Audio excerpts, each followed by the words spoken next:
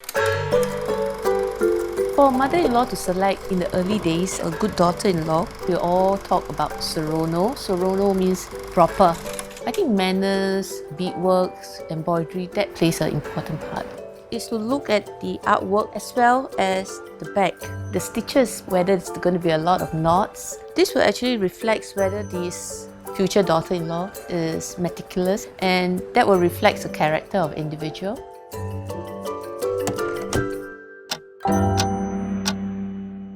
My name is Angeline. I'm a 6th generation Peranakan. I have been beading for about 20 years.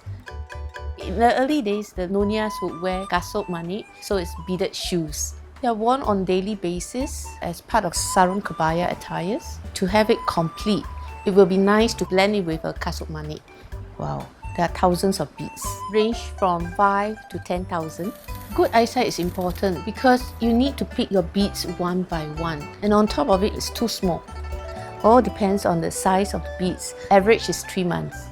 There's no invention of having a machine doing beadworks. So most of us are still using hand by hand, beads by beads to stitch it. You need a lot of patience and passion to see the whole project through.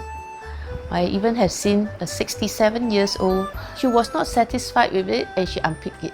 I was amazed when she wants to unpick the whole thing and redo the whole pair. But it's about her determination to make sure that each granddaughter has kasut manik from their grandmother.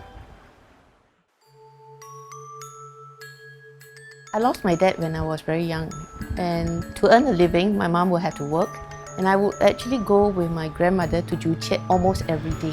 I was just a little girl and she would just hold my hand and would share with me stories, even though I dread walking because walking can be a long distance. She will always find shortcut, and I always ask her, "Mama, how come you know this shortcut?" She said, "Because I everyday walk here." She will also share with me a lot of stories about being a Nonya. It made me realize that who I am because I was confused. Okay? Yeah, as a little girl.